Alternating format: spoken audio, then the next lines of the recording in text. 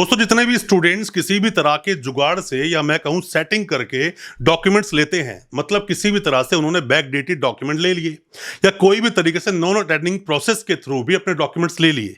ऐसे में डॉक्यूमेंट्स को वेरीफाई करवाना, ये तो मैं हमेशा आपको बोलता हूं कि डॉक्यूमेंट्स को बहुत अच्छे से वेरीफाई करवा के रखें, वरना आपको फ्यूचर में प्रॉब्लम हो सकती है।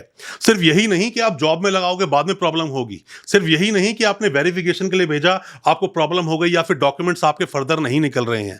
प्रॉब्लम बहुत बड़ी एक ये होती है कि कोई भी जो यूनिवर्सिटी इस तरह से स्कैम करती है, बैकडेट की डिग्रियां बांटती है, एक वक्त के बाद ये यूनिवर्सिटी बंद होने का पूरे चांस होते हैं। स्कैम में नाम आता है, बहुत बड़ा बवाल होता है, बाद में पूरा ही रिकॉर्ड ये लोग मना कर देते हैं कि हमने ऐसी कोई भी डिग्री नहीं दी।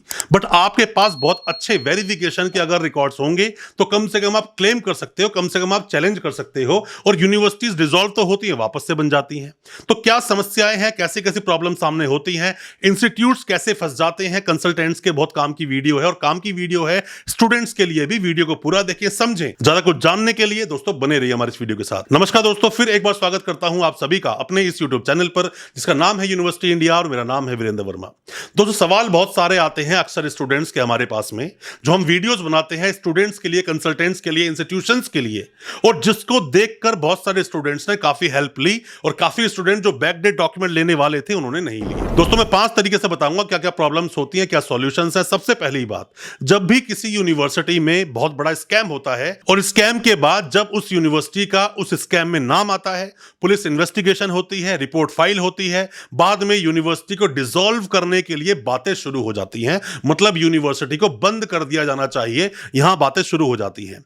यूनिवर्सिटी से जब डाटा मांगा जाता है, यूनिवर्सिटी डाटा कितना देती है, 10,000, 20,000, 25,000 स्टूडेंट्स का, और यह भी वो डाटा होता है जिन्हें यूनिवर्सिटी डिनाई नहीं कर सकती थी। इसीलिए बोलता हूं डॉक्यूमेंट को अच्छे से वेरीफाई करवा के रखें।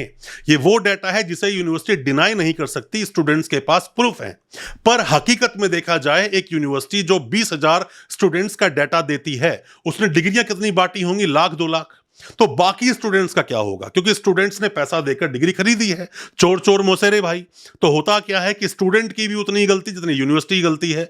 बट यूनिवर्सिटी को पैसा कमाना था, यूनिवर्सिटी पैसे की लालची थी, उसने स्टूडेंट्स को डिग्रियां बांट दी। स्टूडेंट को जरूरत थी, किसी को जॉब में लगाना है, किसी को शादी में लगाना है, किसी को प्रमोशन लेना है, किसी को सरकारी नौकरी करनी है, किसी को फर्दर कोर्स करना है। ऐसे में खामियाजा भुगतना पड़ता है सिर्फ और सिर्फ स्टूडेंट्स को, और स्टूडेंट से भी ज्यादा अगर किसी कंसल्टेंट ने दिलवाई है तो उस कंसल्टेंट को, जबकि यूनिवर्सिटी डिसॉल्व जल्दी से होती नहीं है।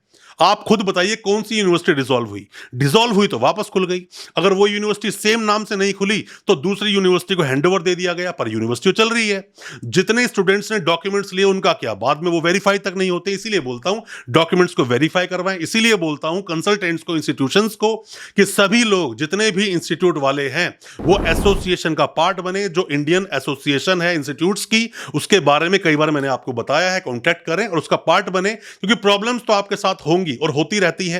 कभी तो यूनिवर्सिटी डॉक्यूमेंट वेरीफाई नहीं करती है, कभी आपकी कंसल्टेंसी नहीं देती है, कभी आपके साथ कोई वादा किया वो पूरा नहीं करते हैं, बाद में आपने डॉक्यूमेंट दिला दिए, डिग्री के डबल ट्रिपल पैसे मांगते हैं। तो आप यहां फाइट नहीं कर सकते, यहां पर हेल्पिंग हेड बन जाती है ये एसोसिएशन। इस एसोसिएशन के सभी इंस्टीट्यूट्स मेंबर बन सकते हैं, स्टूडेंट्स के लिए वो नहीं है। स्टूडेंट्स अप्रोच ना करें। सबसे पहली बात कि यूनिवर्सिटी डिसॉल्व इजीली नहीं होती है। दूसरी बात दोस्तों मैं आपको बता दूं, जैसा मैं हमेशा आपको बोलता हूं कि डॉक्यूमेंट्स को बहुत अच्छी तरह से आपको वेरीफाई करवा के रखना चाहिए। हालांकि मैं सिर्फ आरटीआई को ही बहुत स्ट्रांग वेरिफिकेशन मानता हूं, या फिर आप एक काम और भी कर सकते हैं, आप एफआईआर कटवा सकते हैं कि मेरे डॉक्यूमेंट मिसप्लेस हो गए हैं, डुप्लीकेट डॉक्यूमेंट सप्लाई करो। अगर सेम मार्क्स सब कुछ आ रहा है तो आप पता लगा लोगे कि डॉक्यूमेंट्स वेरीफाई है। पर डॉक्यूमेंट्स को वेरीफाई जरूर करवा लो, क्योंकि यूनिवर्सिटी अगर किसी भी तरह के स्कैम में आ भी गई तो बाद में यूनिवर्सिटी जो लिस्ट देती है, लिस्ट वही देगी जिन्हें यूनिवर्सिटी ने पहले बहुत अच्छे से वेरीफाई किया है, या फिर जो रेगुलर स्टूडेंट्स थे यूनिवर्सिटी के। दोस्तों ये वीडियो उन स्टूडेंट्स के लिए है जिन लोगों ने किसी सेटिंग से डॉक्यूमेंट लिए हैं।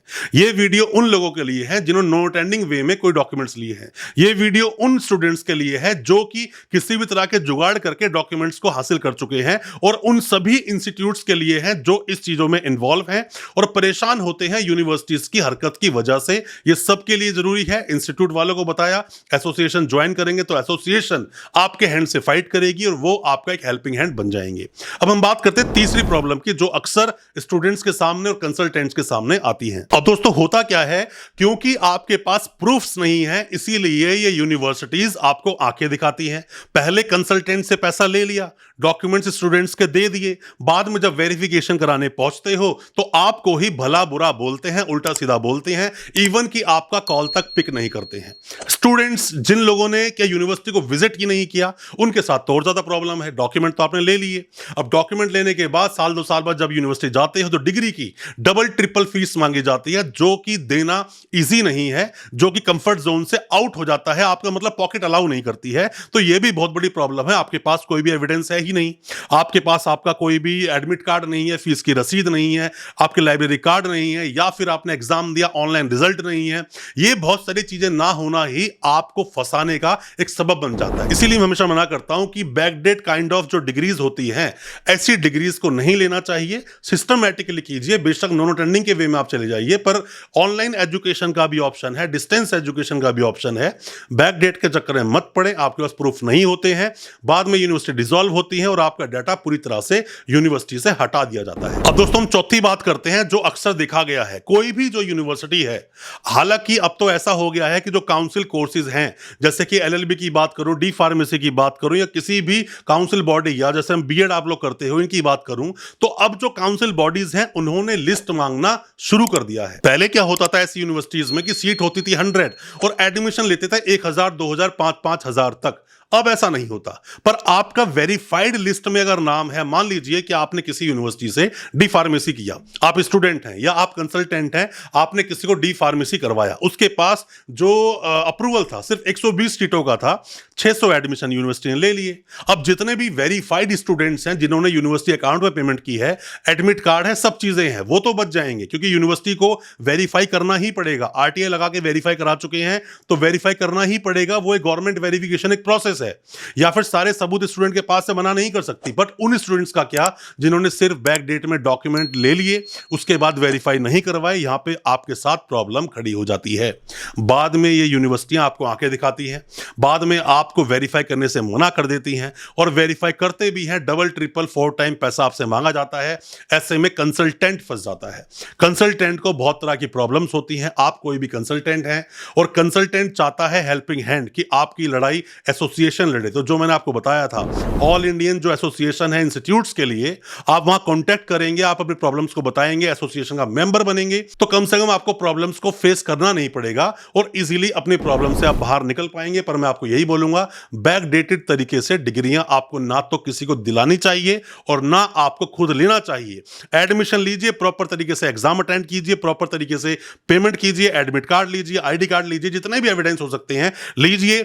यूनिवर्सिटी को विजिट आप जरूर कीजिए, वरना आपके साथ प्रॉब्लम हो सकती है, आप प्रॉब्लम में फंस सकते हो। दोस्तों उम्मीद करता हूं जो कुछ मैंने आपको बताया कि यूनिवर्सिटी डिसॉल्व होने के बाद दोबारा तो खुलती हैं, बट यहां पर स्टूडेंट्स का डाटा नहीं होता, डाटा उनका ही होता है जिन्हें यूनिवर्सिटी ने वेरीफाई किया होता है। यहां गलती कंसल्टेंट की भी है, यूनिवर्सिटी की तो बहुत गलती है, और गलती स्टूडेंट की भी है कि डॉक्यूमेंट को अच्छे से वेरीफाई नहीं करवाया।